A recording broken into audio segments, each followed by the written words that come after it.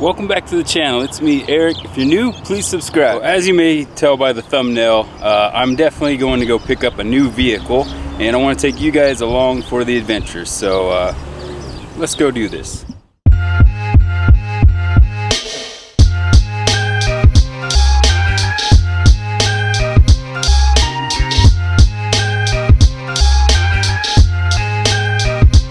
Alright guys, I made it finally into Salt Lake City, and it's about 45 minutes away from where the seller of the vehicle is, but we got to get checked into my hotel, so I'm going to go ahead and do that. We're all settled in here at the hotel, and it was a long day of driving, so I'm pretty beat, and I guess yeah, we'll get some rest, and then tomorrow go pick up the car. Good morning. Today I get my dream car.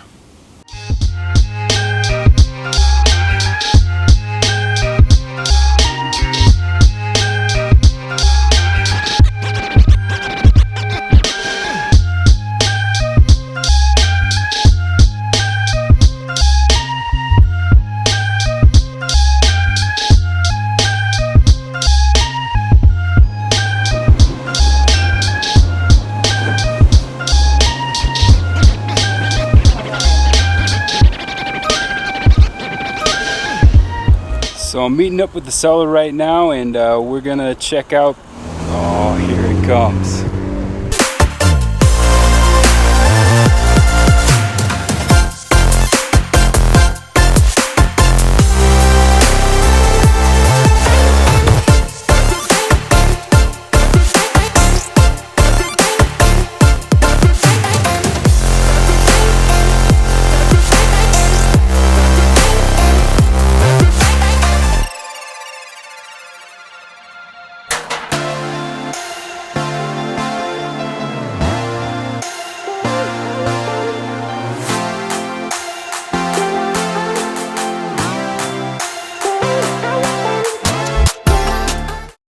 Here it is, guys, my dream car.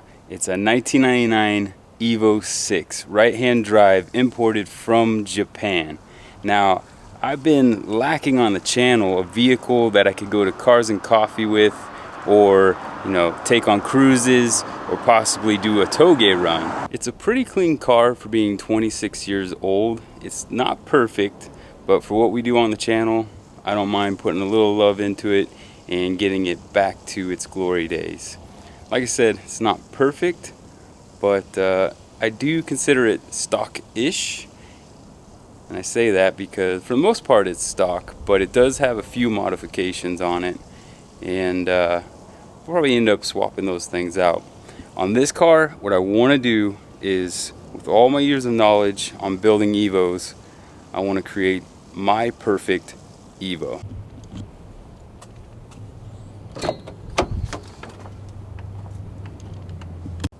Smells like Japan in here. I know one of the things that I'm gonna have to do right away is probably get one of those squash air dispensers, just to kind of get the smell in here more to my liking. Should we do a first start?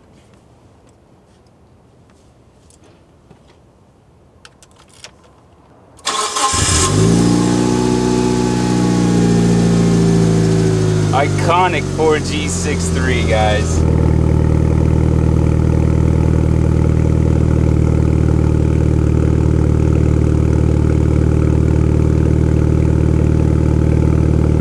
Car has about 156,000 kilometers, so that like translates to, I think, 96,000 miles.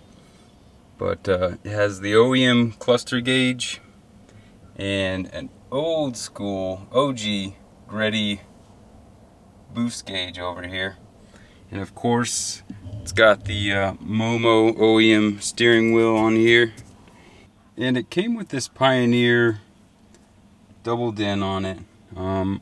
It does have navigation on it, but I'm not sure if it's from Japan or not, so it may or may not work on I don't know for sure. But of course, the climate control area here, and OEM shift knob, shift boot. Also included with this are the purple Recaros, and it has both of them, which when I was doing my searching, it was tough to find a car that had all original seats in it. Some were mixed matched, some were aftermarket seats. So this is really cool to have the Recaros in this, and they're in pretty good condition. There is a little bit of wear and tear on the bolsters, but that's to be expected with these cars. Alright, so moving on to the engine bay.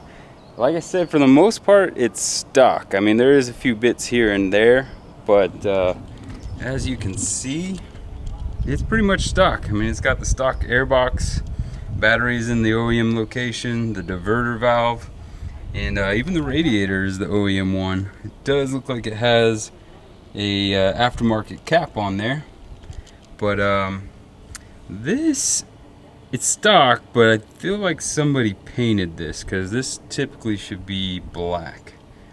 But it's not too bad. Definitely needs some love. Tell that there's aftermarket vacuum line right there. I don't think they come yellow from the factory. One thing that I did notice, or I peeked on here, was that the coilovers on here are HKS. So I imagine they are the Hypermaxes, which in their day were really great coilovers. But technology has come a long ways, so we'll probably end up upgrading those to something different. Oh, how cute. It's the baby OEM turbo right there that comes with these Evo 6. When test driving this thing, I did notice that it revs really quickly, which is pretty cool, but you know, it's stock, so it's kind of underwhelming in the power. But yeah, imagine in the future we're going to be changing that up a little bit. So I believe the wheels on this car are a Japanese tuner wheel. It's called Zach Sports, and yeah, I am not really familiar with them. If you guys know of these wheels, comment down below and let me know if they are popular or not so popular. I mean, for my personal taste, they gotta go. Not right now, but eventually we're gonna upgrade to something different. And the car has, you know, the OEM Brembos on it, which are in actually pretty good condition. Most of these you see are all peeled and faded, but these aren't, so that's actually kind of nice. And the tires are just some like all-season tires on it, so those will definitely have to be upgraded as well on this. Now, when getting these cars, what I've noticed is sometimes they don't have like the OEM bumper. They come with an aftermarket one, so I was really stoked to see this one had all the OEM pieces on it, and the OEM headlights as well. And the other thing that I noticed when trying to find one was the rear spoiler is sometimes deleted or replaced with a very terrible aftermarket wing. And I'm just super stoked that this thing came with the OEM Evo 6 wing, because for OEM it is pretty sweet. So this thing comes with the adjustable blade on it, which is pretty awesome. You can change it up for whatever aero purposes that you're needing. And it came with the two wings, and instead of it being mounted right here like the Evo 5s on the deck lid, it has a little uprising right there and a second wing. So that is a pretty cool feature on this guy. And of course, we've got the rear wiper.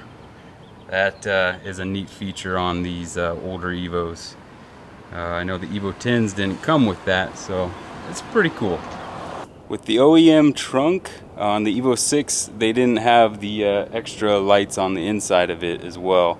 So you just have the rear tail lights back here, and these are definitely OEM. They're not some like Altezza or Clear or weird tail lights. These are 100% OEM Evo 6 tail lights.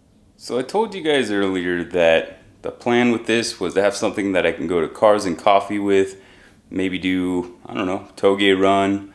But as far as goals on this car, I mean, power wise, I really want to keep it probably in the 400 range. I feel like that's kind of cliche right now of a lot of people that buy these things, but honestly, for a street car, 400 horsepower is plenty, and especially in these cars. So being able to have something that has a small enough turbo that can spool up quick will make it really fun on the streets. And if I want to do the occasional autocross, I could do that as well. Also on this thing, like I said earlier in the video, it has some older coilovers, so I would like to put something more modern on there. And through all the research that I've done and testing, racing, I think I have the perfect idea of what coilovers I want to run on this car and the spring rates. The engine bay is going to need some of that flux tuning touch to it, so a little bit of customization and make it really clean. Well guys, thank you so much for watching, and if you like this video, make sure you hit that like button and be sure to subscribe, because you won't want to miss out on the content for this car and also finishing up this car as well. Alright guys, till next time.